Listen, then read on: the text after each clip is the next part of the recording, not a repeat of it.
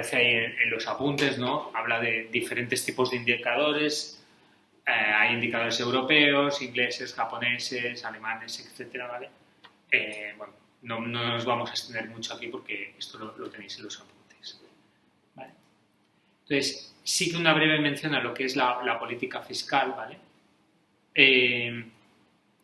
Luego hablaremos también de la parte de que tiene que ver con la política monetaria, ¿no? Podemos decir que la política fiscal y la política monetaria son los dos grandes instrumentos para gestionar las economías, ¿vale? La política monetaria, como luego veremos cuando hablemos de la parte del Banco Central Europeo, ¿no? España, al ser un país que forma parte de la Comunidad Económica Europea, pues la política monetaria está centralizada, ¿no? Son las directrices que vienen marcadas por el Banco Central, mientras que la política fiscal es la que está más en manos del gobierno. Y básicamente, al final, es el control que se tiene sobre la parte relacionada con el ingreso y la parte que tiene que estar relacionada con el gasto público, ¿vale? La parte de los ingresos es toda la que tiene que ver con la parte recaudatoria, ¿no? Que es, qué política de recaudación impositiva se sigue. También un poco volviendo a lo que es la actualidad, pues vemos que en el caso español hay parte de impuestos que están centralizados y otros que están transferidos a las comunidades autónomas, ¿no? Y siempre al final, bueno, se puede llegar a acabar un poco convirtiendo un poco en una arma de gestión política entre gobiernos de un sentido y de otro sobre si políticas más que fiscalmente son con impuestos más reducidos favorecen más o menos la generación o sea, favorecen que la economía funcione mejor, ¿vale? Y al final también la contrapartida tiene que ver también con más recaudación, más gasto público, menos recaudación, menos gasto público. Recordar que antes cuando veíamos de que se descomponía el PIB, pues hay una parte que tiene que ver con el consumo privado, pero también hay otra parte que tiene que ver con el gasto público como generador de riqueza, ¿vale? Un poco al final, pues lo que la gestión que hace el gobierno a nivel local, a nivel de país, con la política fiscal, pues busca por un lado un sentido cortoplacista y otro más largoplacista, ¿no? A nivel de cortoplacista, pues por ejemplo ahora políticas que pueden ser más o menos agresivas, por llamarlo así, a nivel impositivo, lo que permiten es que desde el punto de vista del consumidor, de cada uno de nosotros, tengamos más o menos renta disponible que pueden favorecer el consumo, ¿vale?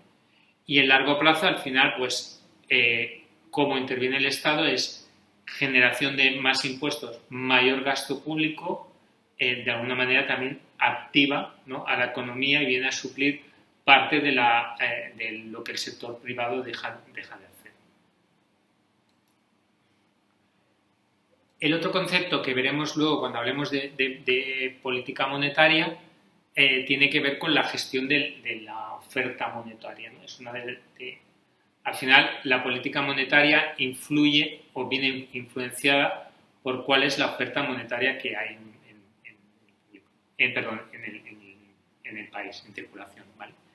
Entonces, la oferta monetaria viene definida por la cantidad de dinero que hay en circulación, ¿vale? Y a modo porque lo tenéis ahí en los apuntes, una breve descripción de los tres conceptos que suelen aparecer como indicadores de la oferta monetaria, que es el M1, el M2, el M3 y el M4, y que tienen que ver básicamente con la liquidez de los mismos, ¿vale? El concepto M1 al final es todo aquello que es más que está en circulación y que es dinero del cual podemos disponer ya.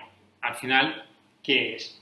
Pues es el dinero que tenemos en nuestros bolsillos o el que tenemos depositados en nuestra cuenta corriente, que podemos disponer de él prácticamente de un momento para otro. O sea, yo voy al banco, voy al cajero con mi tarjeta y con eso saco dinero. Entonces, ese es el concepto del M1.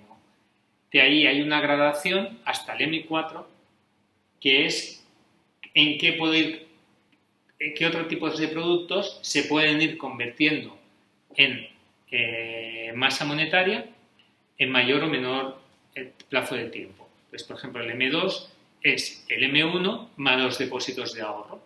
Los depósitos de ahorro que tenemos nosotros son depósitos que si yo voy ahora al banco no los puedo sacar, pero probablemente en el plazo corto de 2-3 meses o incluso menos podré disponer de ellos y por lo tanto se convertirán en liquidez, ¿vale?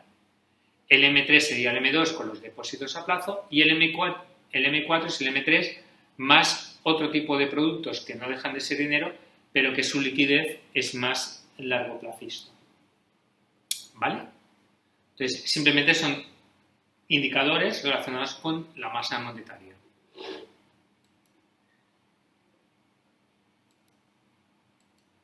Bueno, esto es un poquito lo mismo, ¿no? Es más en detalle explicado los conceptos que hemos comentado. M1, M2, M3 y M4.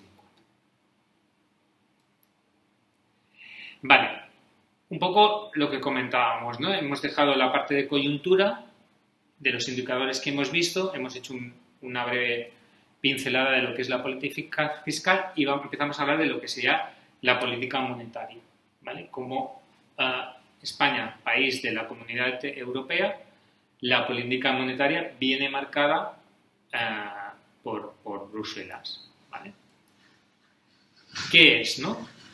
Al final vamos a ir viendo algunas diapositivas que algunos conceptos son más que repetitivos, es que ponen incidencia en la importancia que tiene la política monetaria, especialmente en periodos como el actual, en que lo que se trata es de controlar la inflación, ¿no?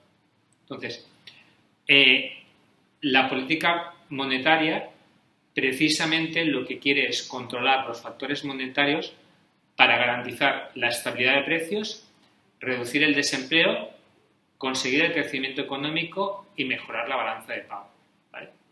Como veis en la propia descripción del nombre hay cuatro pilares importantes, ¿no? Que son estabilidad de precios, empleo, crecimiento y balanza de pagos, ¿no? Que son algunos de los que ya hemos ido viendo hasta ahora, ¿vale? Básicamente también en los últimos años las políticas monetarias han ido cambiando, pero hay un rol principal que tiene la política monetaria que es el controlar los tipos de interés, el coste del dinero, ¿vale? Y el coeficiente de caja, la liquidez.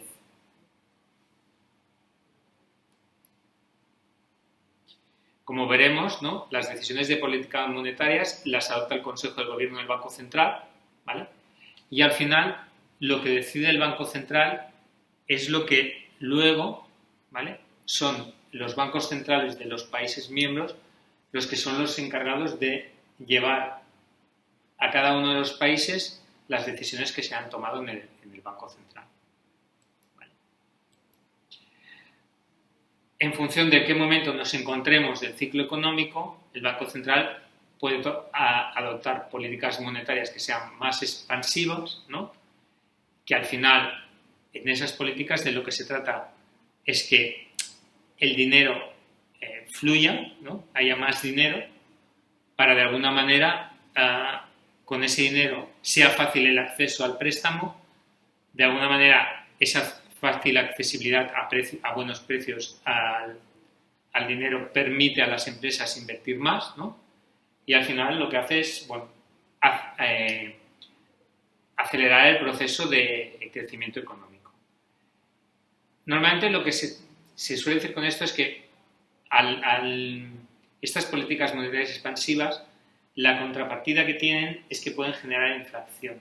¿Por qué? Porque al final, antes lo veíamos, más masa monetaria, más consumo, en la medida en que esa inversión no somos capaces como empresas de producir más o producir otras cosas, lo que nos puede pasar es que tengamos una tensión entre la oferta y la demanda y al final acabamos repercutiendo en los precios más altos para cubrir esa demanda. Entonces se genera una espiral inflacionista. Mientras que en sentido contrario, ¿vale? Cuando hay una política monetaria restrictiva, lo que hacemos es todo lo contrario, ¿vale? Intentamos quitar dinero de circulación, se ralentiza de alguna manera el consumo y eso hace que la inflación se controle.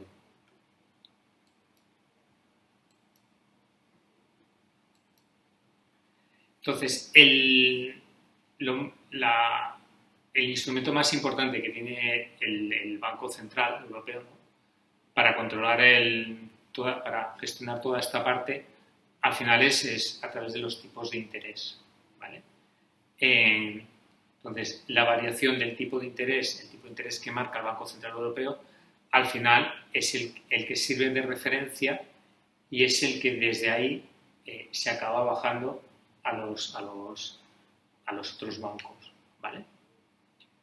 Por lo tanto, al final, tipos de interés altos frenan el consumo y la inversión en las empresas.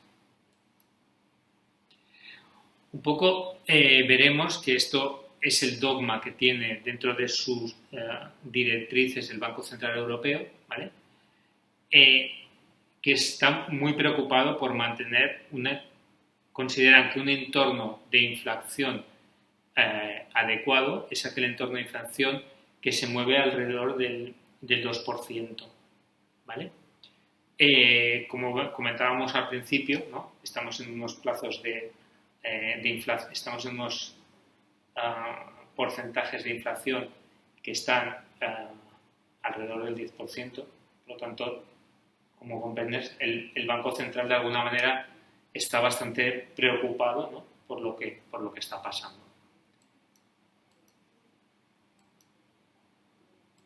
Bueno, esta es, por ejemplo, una noticia del otro día, ¿no?, el miércoles, ¿no?, que en principio la Christine Lagarde, luego vemos cómo está estructurado el Banco Central, no se descartan nuevas subidas de tipos de interés porque realmente lo que tienen que hacer es intentar retroceder la inflación al 2%. Y estamos bastante lejos de eso. Por lo tanto, un poco el mensaje que se sigue mandando es que vamos a seguir con... muy buenas. No te preocupes. Estábamos aquí en clase particular prácticamente. Vale. Bueno, un poco estábamos hablando del Banco Central Europeo, de la política monetaria, ¿vale? Entonces, estamos en un entorno en que la inflación está disparada y el objetivo principal del Banco Central Europeo es mantener la inflación estable en un entorno del 2%. Entonces, como herramientas que tienen, la herramienta principal que tienen es la de subir los tipos de interés, porque de alguna manera eso frena la economía. De alguna manera, el que frene la economía funciona al revés de lo que veíamos antes. De alguna manera, eso hace que el acceso al préstamo sea más difícil, más caro, se frena el consumo y a priori ese frenada del consumo lo que debería llevar es que a los precios tendrían a bajar para volver a incentivar el consumo, ¿vale? Son noticias que he querido ir poniendo porque están en los periódicos de estos días, ¿vale? Estos del 26 de septiembre, ¿vale? El Banco Central Europeo seguirá adelante con los aumentos de las tasas de interés, pese a las malas perspectivas para la economía europea, ¿vale? Pero al final lo que dice es, la economista reconoció en una entrevista hecha pública el pasado jueves que la política monetaria del Banco Central Europeo busca contrarrestar la inflación debilitando la demanda, ¿vale? Aquí en esto que viene ahora esta es la esencia de todo. Cuando las tasas de interés aumentan, los préstamos se vuelven más caros y el ahorro se vuelve más atractivo. Esto reduce la demanda de productos, tanto de los consumidores que gastan menos como de las empresas que invierten menos. Según Schnabel, esto lleva a que las empresas ya no pueden subir sus precios tan rápido, dado que hay menos personas que quieren sus productos. Como resultado, la inflación cae. Pero esto lleva tiempo, ¿vale? O sea, ese proceso de disminución del consumo y de menos demanda para las empresas debería conllevar que las empresas bajaran precios para volver a que los consumidores quisieran comprar productos, ¿vale? Pero realmente una dinámica que no es fácil y que de alguna manera va a tardar, ¿vale? Aquí, en el momento donde nos encontramos actualmente, antes lo veíamos, con todo el tema del gas, los precios como están disparados, pues ese precio es muy difícil de bajar y todo lo que viene detrás cuesta. Entonces es una situación que genera esta incertidumbre del mercado, ¿vale? Vamos a ver un poquito cuál es la estructura que tiene el Banco Central Europeo, ¿vale? En primer lugar, bueno, sabéis que al final el sistema europeo de bancos centrales es el Banco Central más los bancos centrales de los miembros de la Unión Europea. Ahora bien, hay países que forman parte de la Unión Europea, pero que sin embargo no tienen el euro, ¿vale? ¿Nos suena algún país de estos que esté en la Unión Europea pero que no tenga el euro? Ya no sirve el Reino Unido, ¿eh? Exacto, hasta hace poco. Pues mira, yo me los he apuntado porque algunos no. Bulgaria, Dinamarca, Hungría, Polonia, República Checa, Rumanía y Suecia. O sea, hay unos cuantos, ¿vale? Entonces, estos forman parte del sistema europeo, pero no forman parte del eurosistema. Claro, el hecho de no estar en el euro, ¿vale? Al final, lo que hace es que de alguna manera estos países, su moneda fluctúa, ¿vale? Por eso hay las devaluaciones. O sea, y lo que te puede hacer es que un país, en un entorno así, pueda jugar con los tipos de cambio de su moneda para hacer más atractivos sus productos y de alguna manera favorecer el que sus productos, por ejemplo, favorecer las exportaciones y tirar de la demanda, ¿vale? Eso es algo que los países que formamos parte de la Unión Europea, esa capacidad no la tenemos, ¿vale? Porque el tipo de cambio, todos tenemos el euro, ¿vale? Y el tipo de interés, no lo estamos a expensas de lo que decida el Banco Central Europeo. Entonces lo que hacemos es trasladarlo, ¿vale? Vale, entonces vamos a ver un poco cómo funciona el Banco Central Europeo, ¿vale? Esto es un poco culturilla, ¿vale?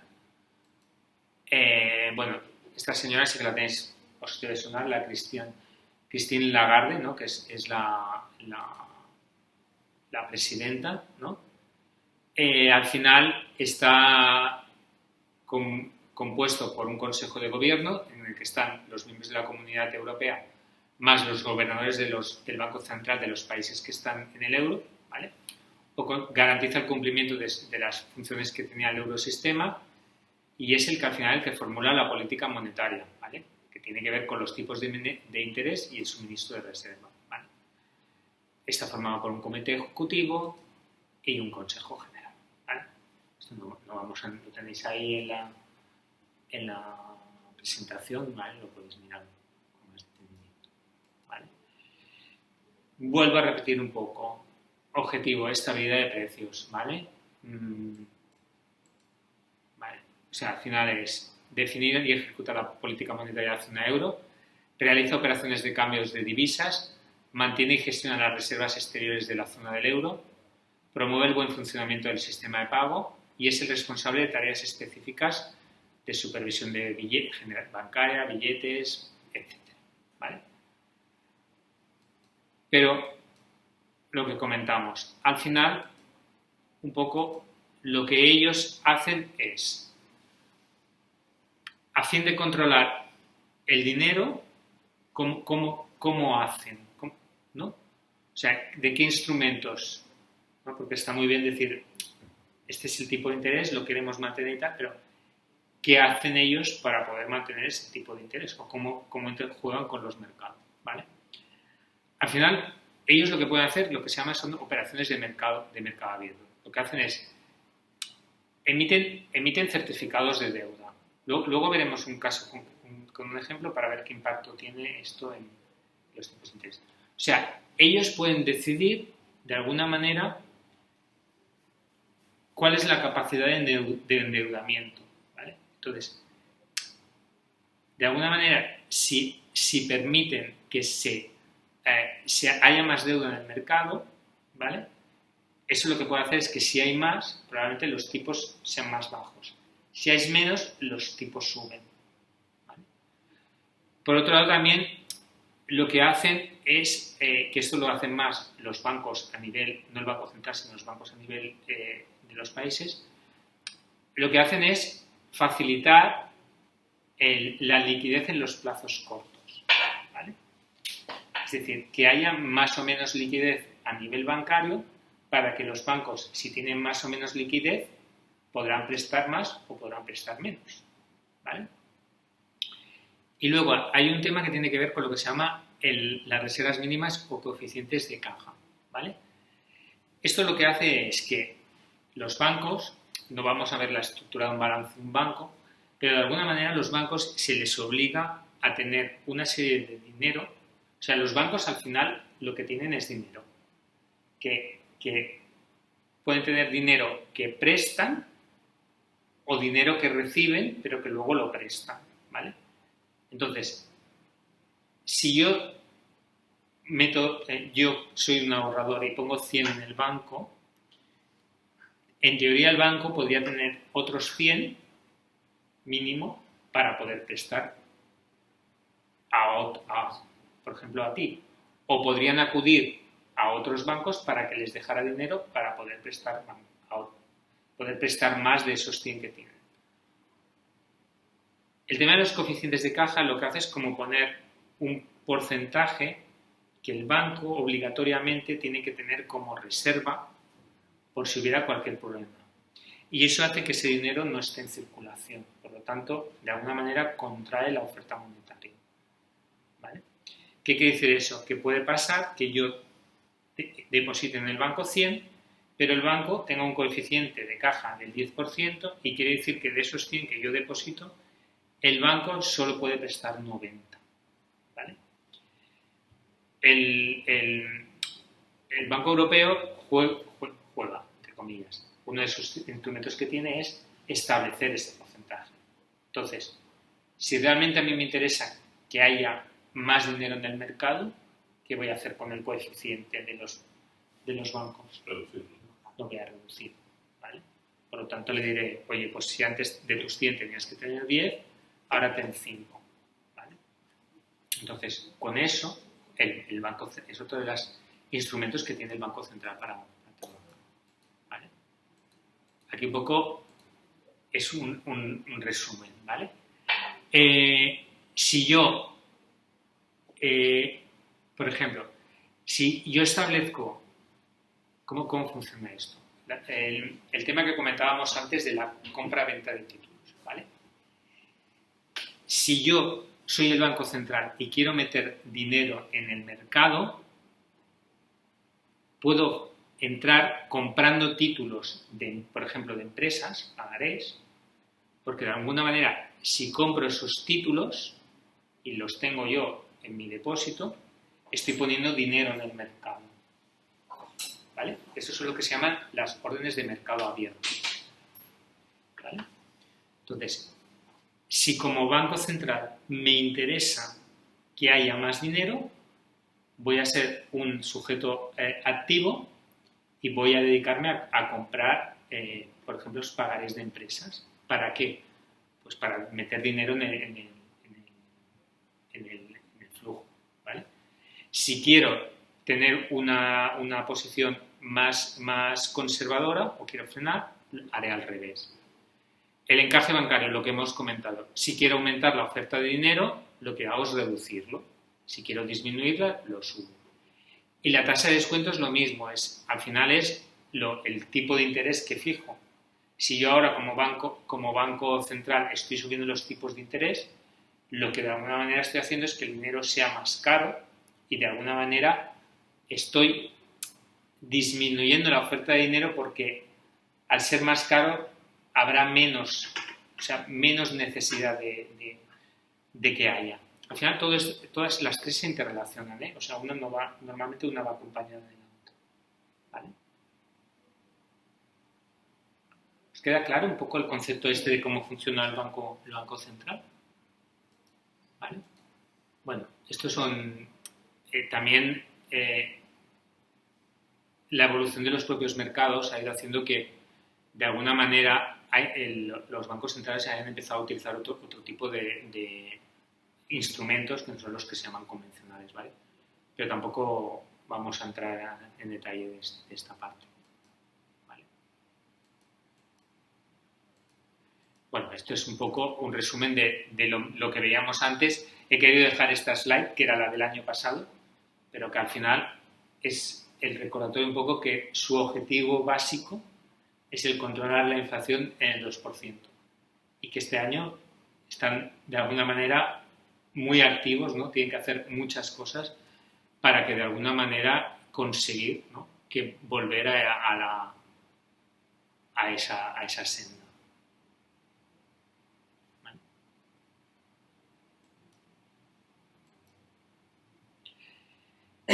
Vale. Como indicador, un poco os sonará, ¿no? Al final todos somos consumidores de préstamos. De alguna manera hay el indicador que se utiliza ahora para cuando hablamos de tipos de interés es el Euribor, ¿vale?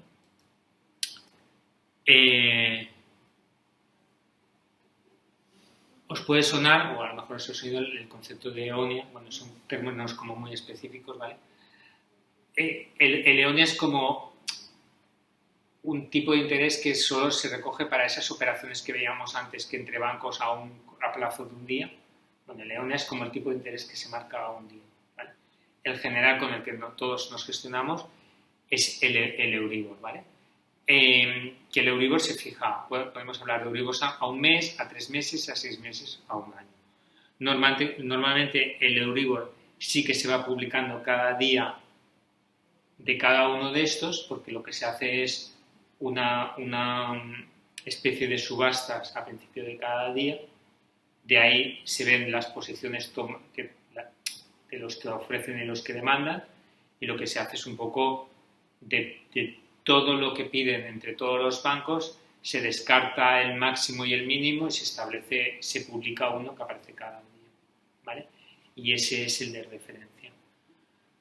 Sí que es verdad que normalmente para los préstamos particulares los que se suelen utilizar son unos que se va publicando mes a mes, ¿vale? Entonces esos son los que normalmente utilizamos como referencia para nuestros préstamos particulares, si están referenciados, que el 99,9 están referenciados al Euribor, o para los préstamos que tienen las empresas referenciadas, que también están en el Euribor.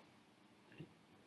Aquí lo único que tenemos que ser conscientes como tomadores es que cuando cogemos un Euribor a un mes, 3 meses o 6 meses o un año, bueno, depende qué tipo de operación estamos haciendo, es más aconsejable hacer un Euribor a un mes o a 12 meses o lo que sea. ¿Vale? Normalmente las hipotecas son Euribor a un año porque tienen revisión anual y normalmente lo que tienen es un referencial. ¿Vale? Y lo que nos estamos encontrando ahora pues es un entorno de tipos que suben, pues que las hipotecas están subiendo. ¿Vale? Ok. Un poco hablamos del sistema financiero español, ¿vale? Conjunto de instituciones, medios y mercados cuyo fin es canalizar el ahorro desde los generadores hacia los que necesitan la financiación, ¿vale? Al final lo que hace es quien necesita, quien tiene, los pongo en contacto, ¿vale? Al final en este sistema lo que surgen son los intermediarios, ¿no? que son los que ponen en contacto a los que tienen superávit, a los que tienen déficit. ¿Vale? Un poco que tenemos los intermediarios financieros bancarios, ¿no? Que es el Banco Central de España, la banca privada, las cajas de ahorros, Es cierto que este concepto de caja de ahorro cada vez ha ido desapareciendo más y que hoy en día lo que era antes una antigua caja de ahorros ya trabaja como banco, ¿vale? Y al final ellos actúan, bueno, como intermediario, pueden actuar, esto lo veremos también cuando hablemos de la bolsa, el concepto de los brokers comisionistas o los dealers, ¿vale? Un broker al final es una persona que hace de intermediario, pero que no asume riesgos, es decir, yo os pongo en contacto entre vosotros y yo me llevo una comisión determinada, mientras que un dealer es, a ti te interesa vender algo, yo sé que a él le interesa comprar, pero en vez de poneros de acuerdo entre vosotros y yo llevarme algo, yo te lo compro a ti y luego te lo vendo a ti. Entre medio, ¿no? Un poco esto de asumir el riesgo es porque en esa transacción intermedia pueden pasar cosas que pueden hacer, ¿vale? Y luego veremos también este concepto del market makers, ¿no? Que son dealers, pero que están especializados en determinados títulos, ¿vale? Y luego también forma parte del sistema financiero español los llamados intermediarios financieros no bancarios, ¿no? Que aquí tenemos pues aseguradoras, fondos de pensiones, fondos de inversiones, entidades de leasing, etc. ¿Vale? Bueno, aquí aparece el concepto de mercado, que luego lo iremos desarrollando, ¿no? Este concepto que es como un lugar donde nos ponemos de acuerdo, ¿no? Donde se encuentran compradores y vendedores, ¿no? Lo que se busca al final un poco, lo que es el sistema español, lo que persigue, y por eso hay una serie de organismos que son los que velan por el cumplimiento de esto, pues es que el mercado sea lo más perfecto posible para que realmente ese macheo entre ofertantes y demandantes se haga con unas se haga de manera transparente, ¿no? Y que todo el mundo disponga de la información, que tú puedas entrar y salir en el mercado, ¿vale? Y bueno, favorecer que haya la máxima cantidad de ofertantes y demandantes, ¿vale? Esto, la realidad también es que, tal y como ha ido evolucionando el mercado financiero español, el concepto de que haya muchos ofertantes y demandantes, cada vez un poco lo que es ofertantes se ha ido reduciendo, ¿no? Un poco, hace unos años sí que había mucho pool bancario y de cajas de ahorro, cada vez se ha tendido a hacer un poco más de concentración, ¿vale? Con lo cual, realmente ya no hay tantos, ¿no? Porque ha habido como una selección, llamémoslo así, natural, que ha hecho que el mercado ahora haya menos actores, ¿no? También un poco al final cuando dicen que no haya ni restricciones ni entradas ni salida al mercado, bueno, no es tan fácil tampoco meter. O sea, sí que esto lo podemos entender como las pequeñas personas que pueden acceder a este mercado, pero como grandes entidades, realmente cada vez es más difícil tener una estructura para poder ser un actor dentro del mercado financiero español.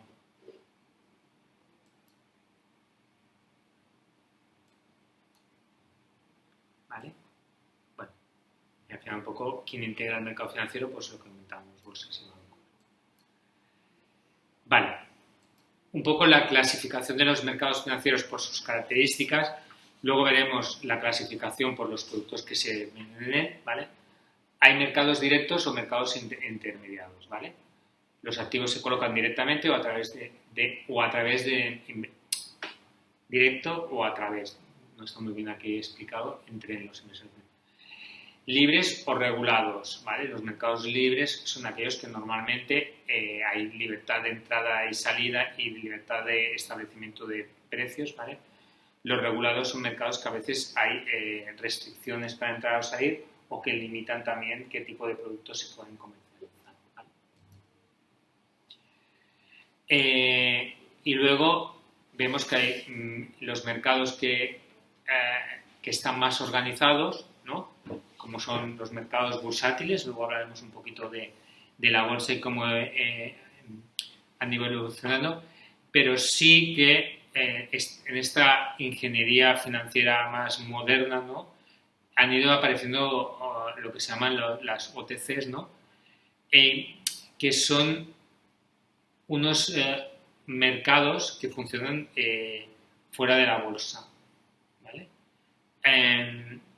Y que normalmente se han asociado mucho más a empresas que tenían necesidades financieras relacionadas con las nuevas tecnologías, ¿vale? Entonces, este tipo de empresas han acudido o se han creado una serie de mercados, por llamarlo así, paralelos, que no son los mercados bursátiles, en los cuales hay una interacción. Al final no deja de ser otro mercado de otro tipo, pero quizá que se salta un poco la filosofía o cómo estábamos acostumbrados a trabajar con las bolsas. Todo y que las bolsas, como veremos, también han ido evolucionando, ¿vale? Hay mercados centralizados o descentralizados, primarios y secundarios, monetarios y capitales. Lo que antes veíamos según quién interviene, ¿vale? Aquí si voy un poquito rápido en algunas cosas me decís y me paro, ¿eh? ¿Vale? Y estos, los mercados que están por órdenes y por precios. Luego veremos un caso concreto que quizás es más fácil entenderlo que no aquí en la parte teórica, ¿vale? Vale. Hemos visto una clasificación de mercados, ahora la vemos en función de los productos que se comercializan, ¿vale? Hay mercados en los que comercializamos exclusivamente el dinero, ¿vale? Estos mercados normalmente están asociados a productos que son muy líquidos, ¿vale? Y en esos mercados normalmente es donde se negocian, por ejemplo, el tema de las letras del tesoro y los pagarés de empresa, ¿vale? Son líquidos en el sentido de que normalmente son a plazo muy corto, con lo cual si yo entro a este mercado, la capacidad de convertirlo en dinero es muy rápida, ¿vale? Por eso son los que se llaman mercados monetarios. Luego tenemos el mercado interbancario, ¿vale? Que es un tipo de mercado específico en el que lo que se producen son intercambios entre los propios bancos, que entre ellos se acaban prestando dinero, ¿vale? Como veis aquí, al final lo que permite es un poco lo que antes hablábamos, ¿no? En un momento determinado, si yo estoy corto de liquidez para prestarte a ti y mi coeficiente de caja me está limitando, yo lo que puedo hacer es acudir a este mercado interbancario y pedir a otro banco para que me preste, para que yo te preste a ti, ¿vale? Y aquí, en estos mercados, que son los que se prestan, lo veíamos antes, que son los bancos que se prestan entre ellos, es donde se establece el precio del dinero a corto plazo, el Euribor. Cuando se presta dinero de banco a banco, ¿también cobran intereses? Entre ellos sí. Entre ellos. O sea, al final lo que marca el Euribor, al final es el tipo de interés que se establece de esa... O sea, al final, un poco, estos funcionan como luego veremos la bolsa. Al final hay posiciones tomadoras y posiciones... los que quieren dar y los que quieren recibir, ¿no? Entonces, un poco lo que ellos van allí y dicen, bueno, yo necesito tanto y estoy dispuesto a dar esto. Y hay otro que dice, yo tengo tanto y yo estoy dispuesto a dar esto. Entonces, se van cruzando, al final ahí hay muchísimos bancos que interactúan entre ellos, entonces se van cruzando precios de oferta y demanda y llega un momento que se cierra y se dice, este es el precio que se establece. Y eso es diario y este es el Euribor. ¿Vale? ¿Ves? Es el que se marca entre los 44 principales bancos.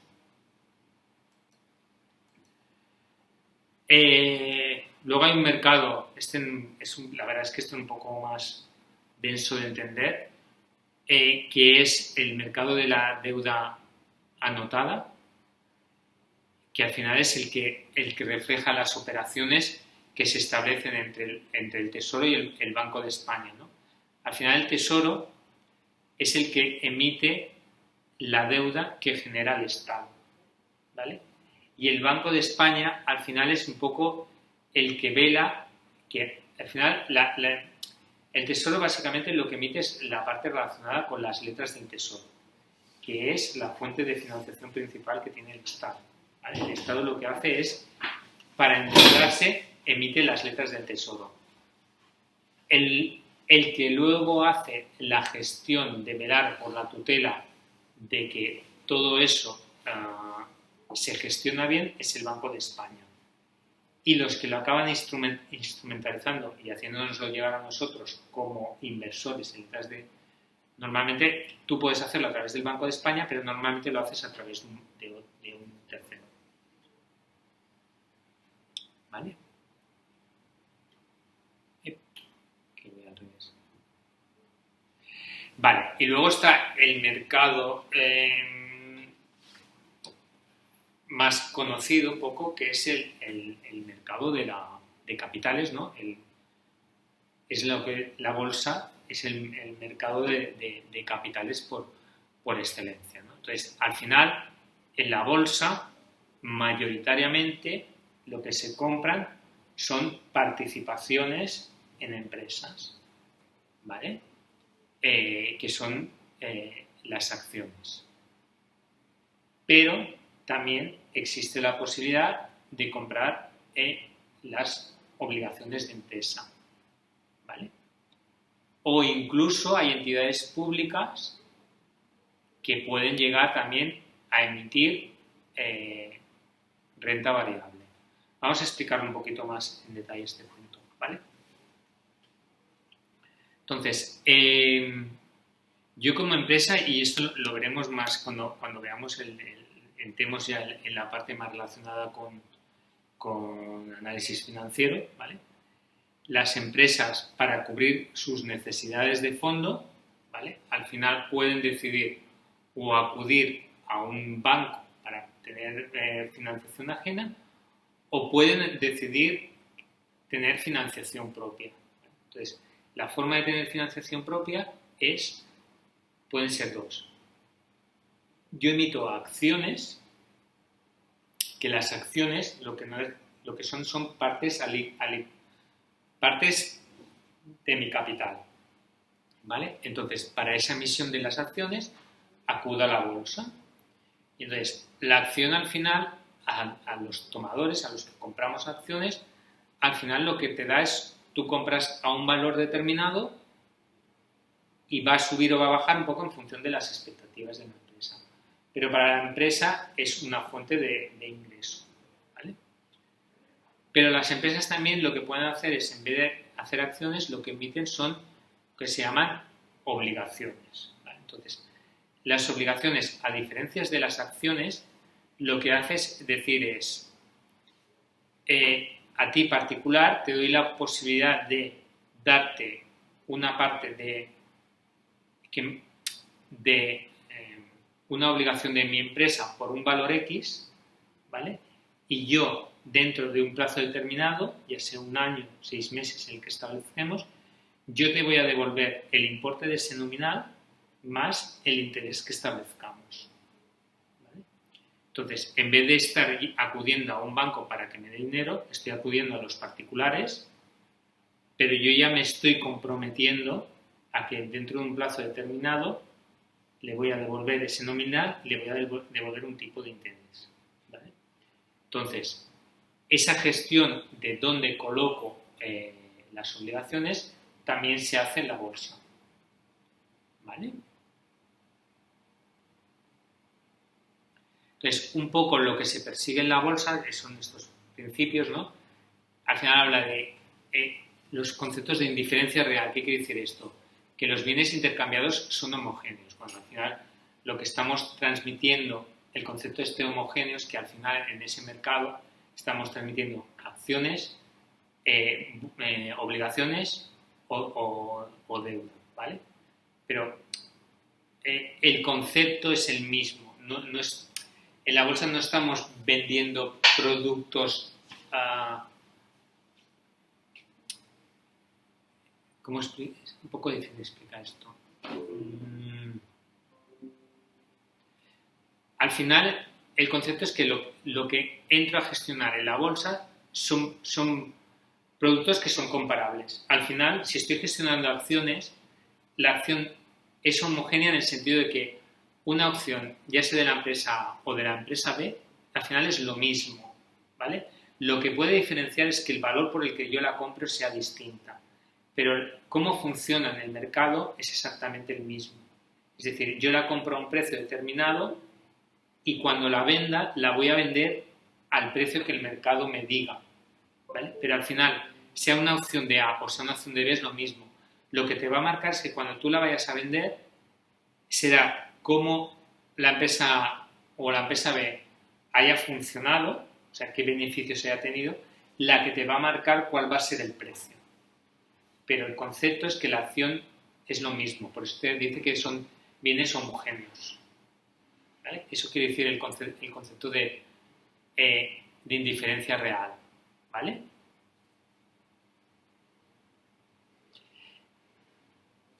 El concepto de indiferencia personal, quien ofrece o demanda el activo financiero es irrelevante para fijar el precio de la compra o venta, ¿vale? En un mercado de capitales interactúan tantos actores, compradores como vendedores, que un poco lo que persigue la bolsa es que nadie tenga la capacidad de tener tanta fuerza como para, de alguna manera, poder actuar en el mercado para hacer que esa acción se vea afectada por un único actor, ¿vale?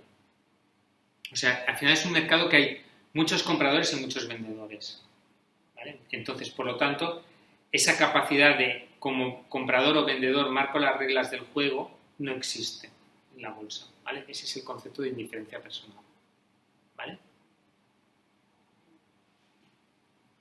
Luego habla del concepto de indiferencia espacial. No hay gastos adicionales de transporte, ¿vale? Este concepto es que al final las acciones o las obligaciones viajan en el aire, no hay nada que implique un coste adicional de transporte, ¿vale? Y el concepto de indiferencia temporal es que el bien que se ofrece en el mercado puede alcanzar precios diferentes en atención al plazo de entrega. ¿Qué quiere decir esto? Para igual plazos, precios idénticos. Al final, lo que está... Lo que te está diciendo cuando el bien que se ofrece en el mercado puede alcanzar precios diferentes en atención al plazo de entrega, lo que te está al final diciendo es que el tiempo en lo que juega es en el propio valor de la acción o la doble acción, nada más. O sea, lo que valga en un plazo determinado u otro no tiene que ver con que pase un mes más o un mes menos, sino que tiene que ver con el propio negocio que haya por la propia empresa que haya detrás de la acción, o sea, de quién sea el emisor de la acción. ¿Vale? ¿Más o menos? Quedaos con el concepto general, ¿vale? Lo digo porque este es un tema, a lo mejor, si queréis el próximo día me lo miraré también un poquito más para ver si lo podemos hilar un poco más fino esto, si os ha quedado alguna cosa, y poner algún caso concreto, ¿vale? Y aquí sí que me voy a entretener un poquito más porque es también como me gusta y esto lo veo más útil, sí que me entiendo. Vale. El mercado de futuros y opciones. ¿Esto cómo funciona? Y es una cosa que como responsable financiero yo he utilizado o utilizo a veces, ¿vale? ¿Qué es un mercado de futuros? ¿Vale? Un mercado de futuros es un contrato, ¿no?, en el que establecemos que en algún momento del tiempo, ¿vale?, vamos a hacer algo. ¿Qué es ese vamos a hacer algo? ¿Vale? Ahora luego lo explicaremos, ¿vale? Estos mercados se han desarrollado mucho en los últimos años, ¿vale? De hecho, el más famoso es el de Chicago, pero también está en Londres y en España también. Y aquí hay, como todos los temas de la bolsa, pues está la persona que actúa porque se quiere cubrir o la persona que actúa porque quiere especular, ¿vale? Entonces, ¿esto cómo funciona? Yo os digo cómo yo lo he usado, ¿vale? Al final, imaginaros que yo soy una empresa que vende un producto aquí en España, pero que el producto lo compro en dólares, ¿vale? Yo lo compro hoy, que el dólar está 1,1 con el euro, imaginaros, pero lo voy a pagar dentro de 90 días, ¿vale? Entonces, yo puedo aquí hacer dos cosas, tres, luego lo veremos con el tema de las opciones, ¿vale? ¿Yo qué puedo hacer? Yo puedo decir, mira, yo me espero y cuando llegue dentro de 90 días yo pago ese $1.000.000 y lo voy a pagar al precio que está en ese momento. ¿Qué puede pasar? Pues que el precio esté mejor o el precio esté peor. Como financiero, normalmente lo que suele pasar es que si ganas, nadie te va a venir a felicitar, ¿no? Mientras que si pierdes, al final eso va a la cuenta de explotación y alguien va a decir, esto no estaba en ningún budget, esto de dónde ha salido, ¿vale? Y también porque normalmente lo importante es que cuando normalmente compras un producto a un precio y cuando fijas tu precio de venta ya estás considerando unos márgenes, ¿vale? Entonces, el mercado que ha permitido desarrollar, ¿no? ¿Qué es esto? El mercado de futuros y opciones. Entonces, el mercado de futuro, yo lo que me permite es, yo hablo con el banco hoy, que a mí me llega la factura del $1.000.000 que tengo que pagar dentro de 90 días, y yo le digo al banco, oye, dentro de 90 días, ¿a qué tipo me ofreces el dólar?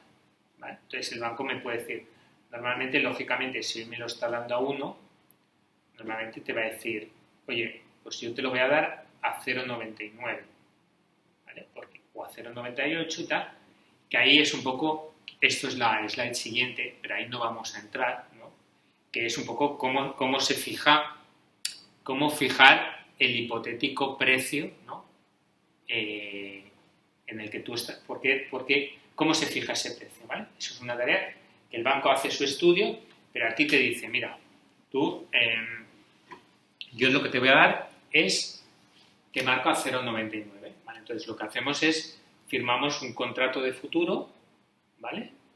¿Que cuál va a ser mi coste? Pues mi coste al final va a ser, yo hubiera pagado 1.000.000, sé que dentro de 9 meses me aseguro y en vez de 1.000.000 voy a pagar 1.010.000. Vale, se me ha encarecido. Ese es el coste de mi contrato de futuro, esos 10.000. ¿Vale? Pero yo como financiero me estoy asegurando que pase lo que pase, no va a pasar, lo tengo cubierto y de alguna manera yo en mi caso lo que hacíamos es que yo ya a la hora de los escandallos, normalmente lo que haces es ya dices, mira, este producto vale, en vez de €1, ponle 1,01, ¿vale? Porque ya me he cubierto, ¿vale? Entonces, eso es un contrato de futuro, ¿vale? Y estos se negocian, ¿vale? Entonces, aquí interviene lo que comentábamos, los coberturistas, ¿no? El agricultor, el tesorero de la empresa. Yo soy el tesorero. Uy.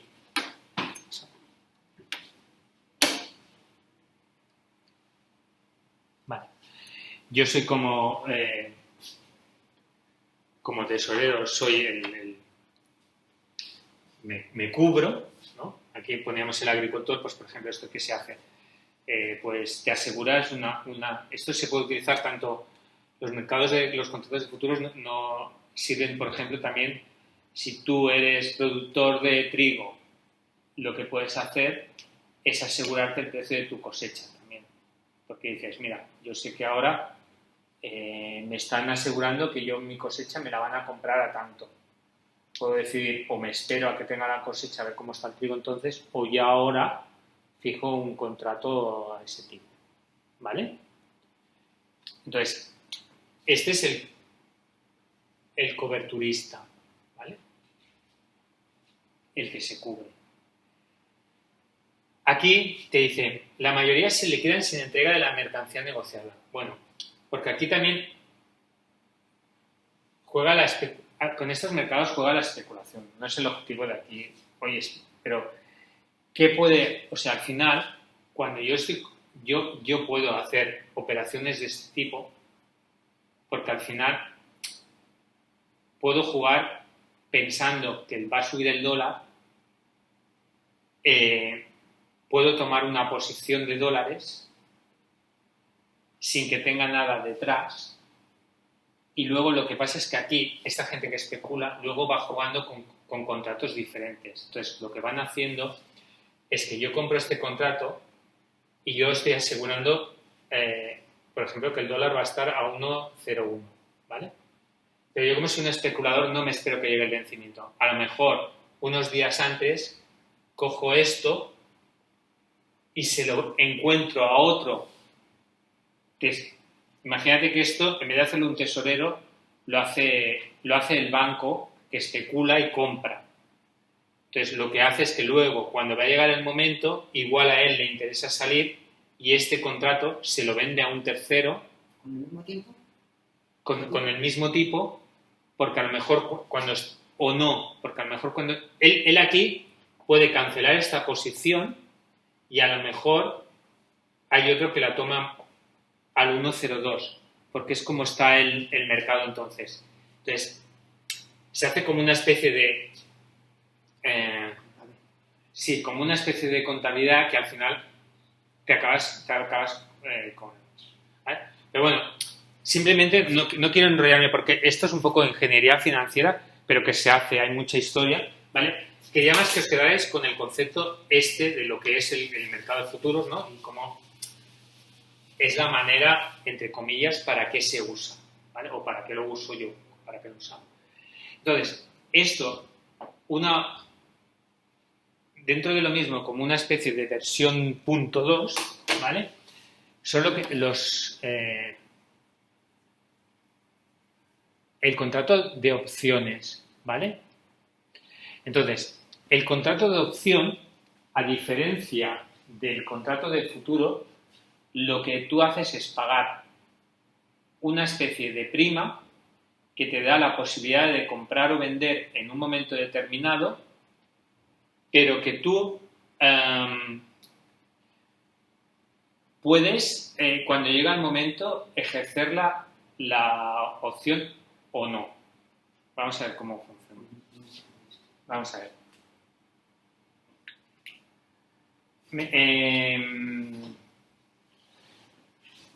A ver, creo que con un ejemplo creo que os va a ir mejor. Mira, aquí tengo un ejemplo, a ver si con el ejemplo lo entendéis. ¿Vale? A ver,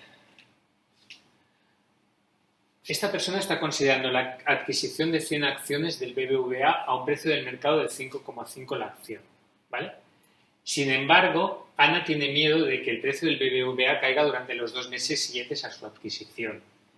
El valor de mercado de una opción de venta at the money sobre BBV con vencimiento dentro de 2 meses es de 0,22. ¿Qué beneficio perdido tendrán si compra las acciones del BBVA pagando 5,5 el título y transcurridos 2 meses el precio cae a 4,5? ¿Y qué ocurrirá si ella hubiese adquirido la opción de venta? Vale. Entonces, ¿qué ocurre aquí? ¿Vale? Esta persona compra hoy acciones, ¿vale? A 5,5. ¿Vale? Y al cabo de 2 meses, esta persona las quiere vender, ¿vale? Entonces, si en el momento que las va a vender no tiene ninguna opción, ¿vale? Y las vende. Ella ahora las vende a 4,5, ¿vale? Pero las compró a 5,5. Por lo tanto,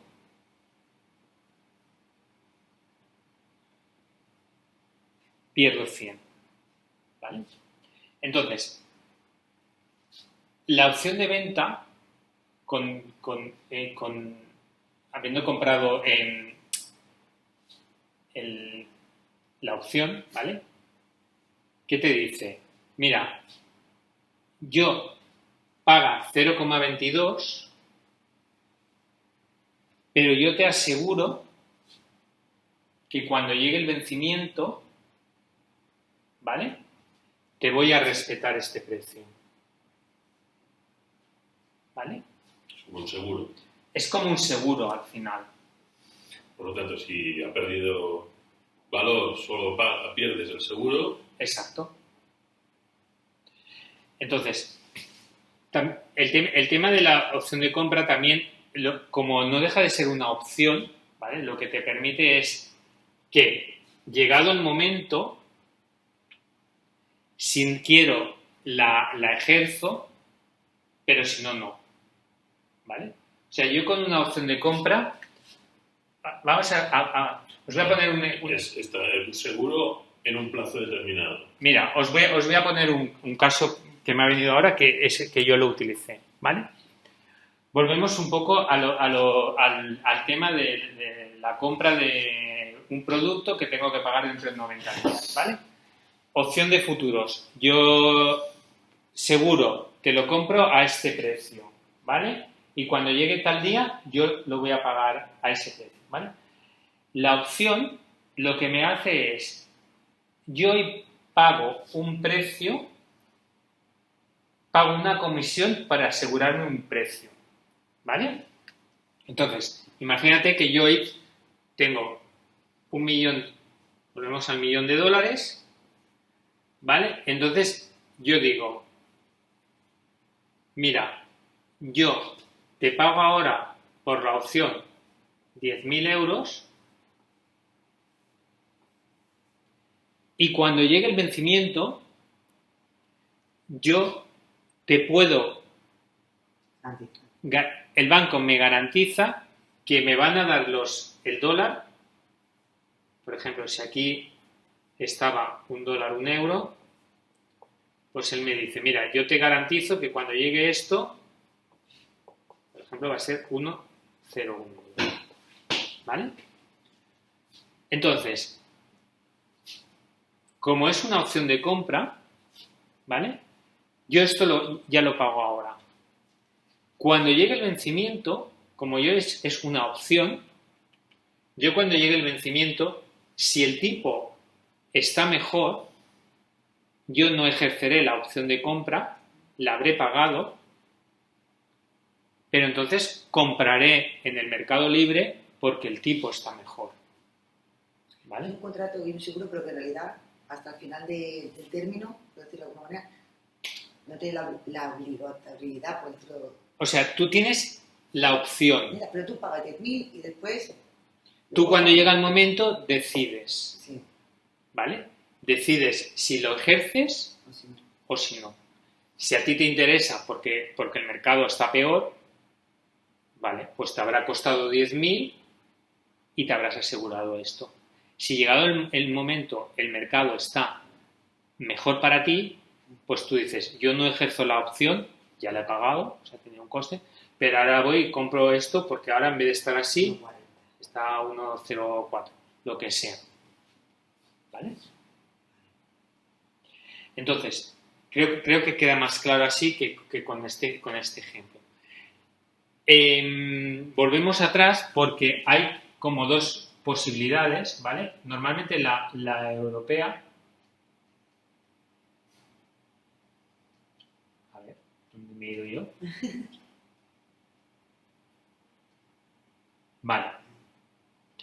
Vale, es este concepto. Voy a borrar esto.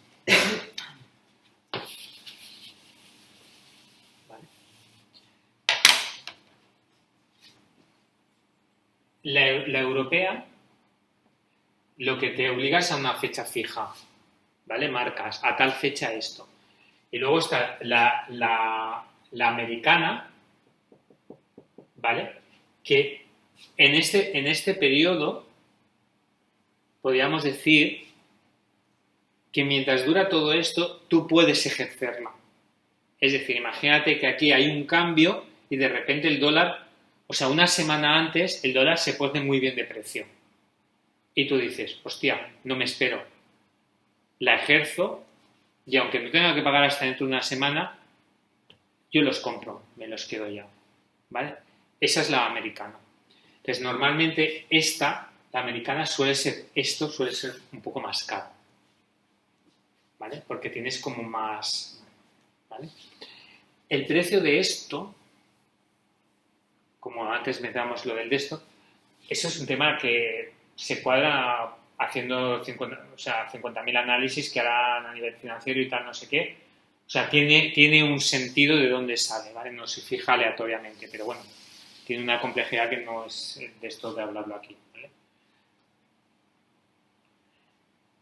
Visto un poco la parte esta, entonces, estos mercados han desarrollado un montón, ¿vale? Entonces, no solo hay, creo que con esto se ha visto bien claro con el tema de los dólares y tal, porque es algo como muy tangible que todos lo podemos vivir, pero también se hace con tipos de interés, se hace con productos financieros y con mercancías. Quizá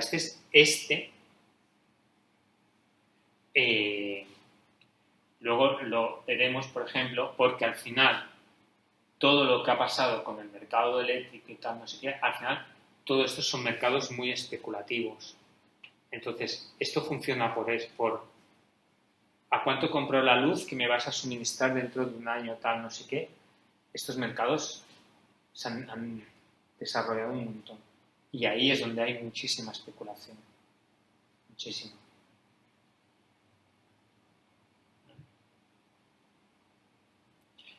Y al final aquí, simplemente para acabar esta parte, bueno, comentaros que hay opciones de compra y opciones de venta, ¿eh? O sea, de igual manera que yo estoy comprando, puedo tener la opción al revés. Yo tengo dólares y alguien me puede decir, oye, véndeme dólares. Bueno, yo te... O sea, pues están lo que se llaman las de call y las de put. ¿Vale? ¿Entendido esto? Es que me había liado un poco, pero creo que con este ejemplo queda bastante claro, ¿vale? Entonces, este mercado, dentro de los mercados, distintos tipos de mercados que habíamos visto, es un mercado que se ha desarrollado un montón, ¿vale? Nos quedan, como vamos de tiempo, nos queda unos 10 minutillos largos. Sí, unos 12 minutos. Vale.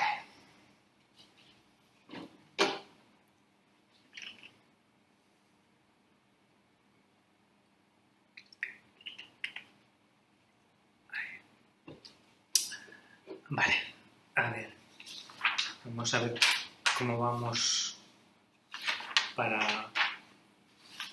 Creo que sí podemos... Vale.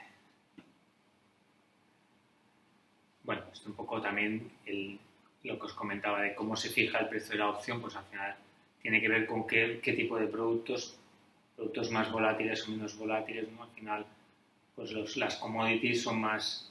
El trigo y todas estas son como más...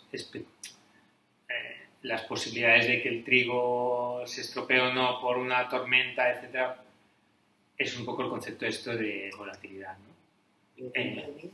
¿El qué? ¿Tiempo de vida que se refiere?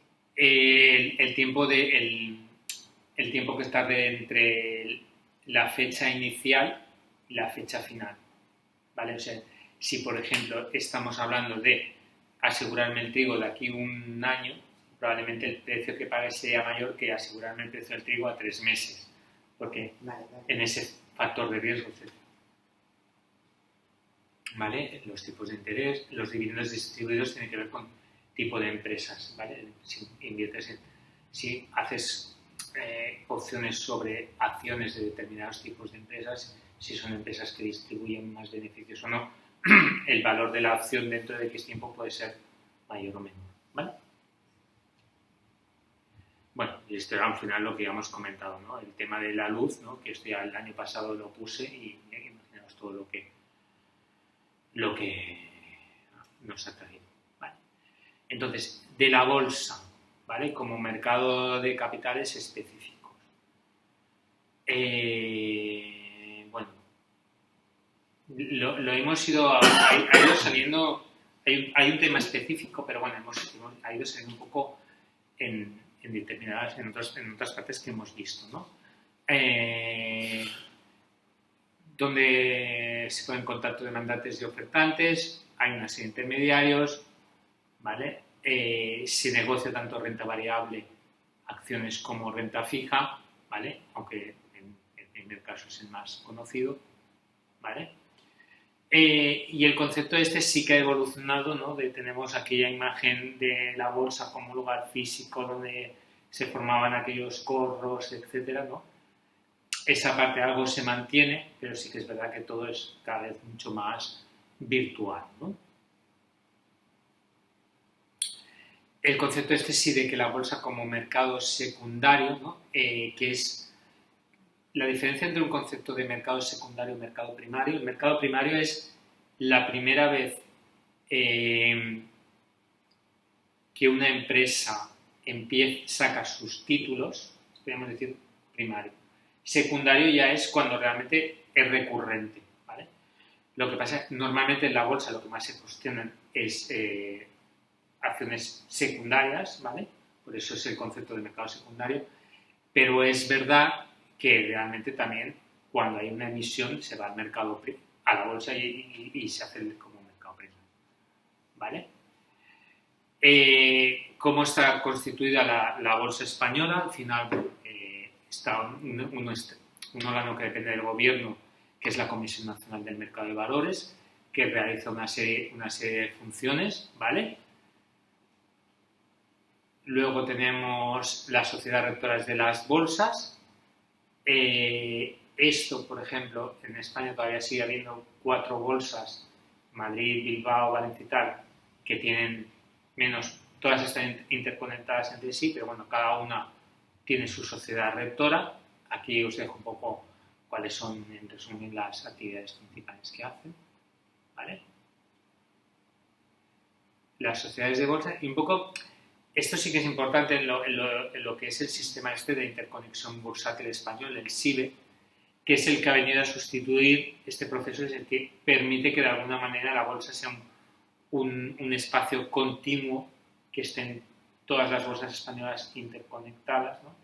Y que a través de este sistema es el que funciona, ¿vale? Y en este caso, bueno, la sociedad de bolsas es la que lo gestiona. ¿Quién interviene en la bolsa? Pues los intermediarios, emisores y los inversores. Y lo que os comentaba, ¿no? Había diferentes sistemas de contratación. De alguna manera, ahora mismo, los que funcionan más, básicamente, son el correo viva voz, este es el típico que veíamos, tipo Wall Street, ¿no? Y tal, que están prácticamente en desuso, ¿vale? El tema de las subastas, que es muy específico, que solo se utiliza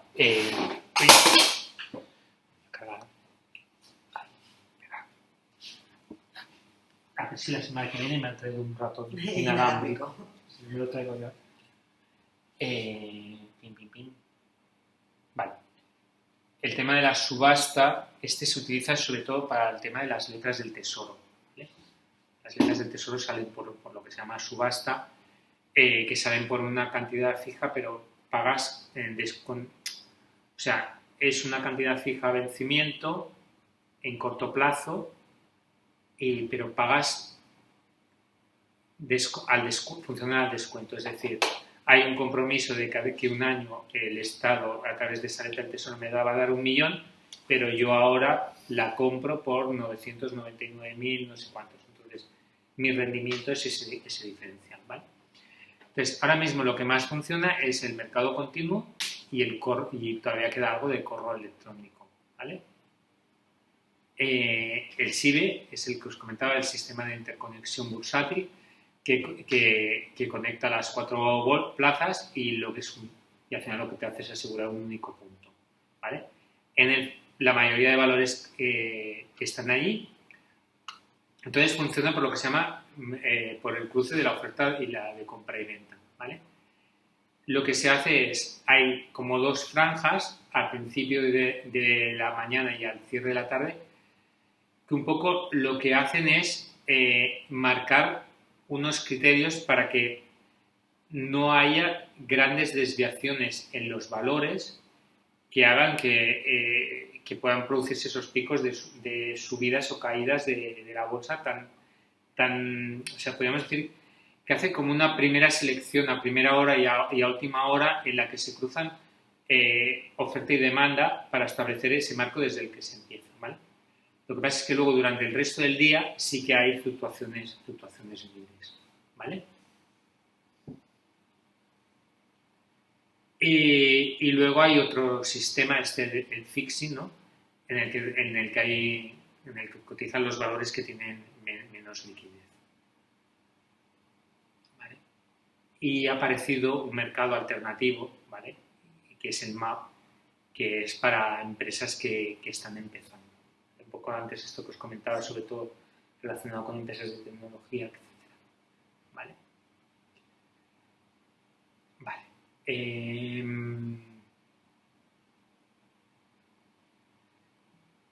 Bueno, esto es un poco...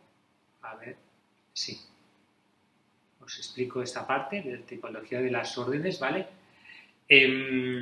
Yo hoy en día también en este tema de bolsa se ha desarrollado mucho. Sabéis que hay mucha gente que se dedica solo también al tema no solo de las criptomonedas, sino al tema de la bolsa y tal.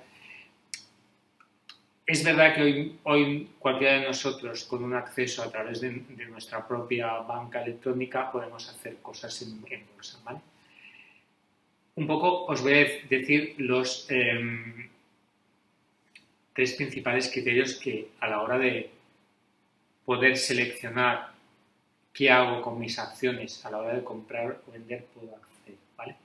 Entonces, aquí por ejemplo yo puedo hacer con lo que se llaman órdenes del mercado, ¿vale? Entonces, ¿esto cómo funciona? Yo en ese momento, por ejemplo, yo quiero vender mis acciones, ¿vale? Entonces, si yo la quiero vender como una orden del mercado, yo entro en ese momento y miro qué precio hay.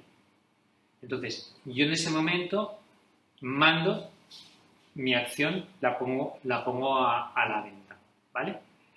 Entonces, esto, si lo haces de esa manera, como orden del mercado, lo que te aseguras es rápido, porque tú te aseguras ese precio siempre y cuando depende de las acciones que tú quieras. O sea, por ejemplo, imagínate que tú tienes una cartera muy grande. Entonces, tú en ese momento quieres vender, me lo invento, 1000 acciones. Si las vendes a la orden del mercado y en ese momento está 10, tú las pones todas a la venta, pero lo que te puedes encontrar es que a lo mejor, si tú tienes 1000, consigas vender 900 al precio pactado, pero hay otras 100 que ya te entren a otro precio diferente, ¿vale? Pero lo que te aseguras es que las vendes todas, ¿vale?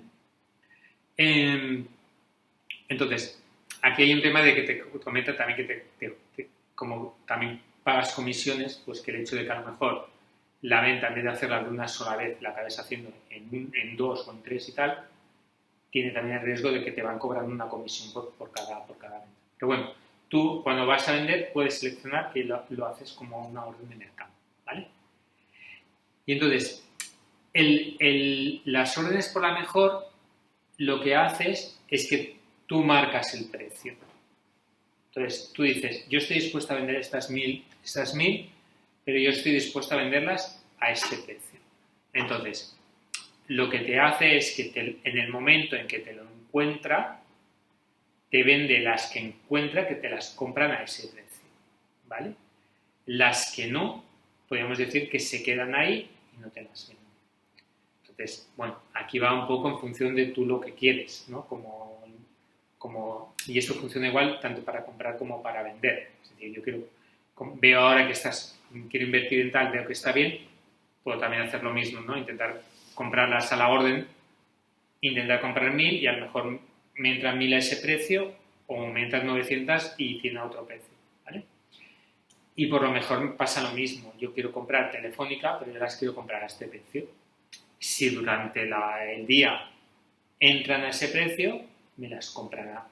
Si no, no me las comprará. ¿Vale? Para vender lo mismo. No sé. Para vender lo mismo. Sí, o sea, me refiero que funcionan de una manera. Y luego está el último concepto, sería lo que son las órdenes limitadas, que lo que hacen es fijar un precio máximo de compra y mínimo. ¿Vale? Es decir, esto es lo que máximo que estoy dispuesto, esto es lo mínimo. Va asociado sobre todo un poco, en este caso, su objetivo no es la inmediatez. ¿Vale? Se nos ha echado el tiempo encima. Prácticamente esto ya me permite enlazar con lo que quería ver la semana que viene. Entonces, hoy ha sido quizá, no sé si ha sido muy pesado, pero quizás la parte como más teórica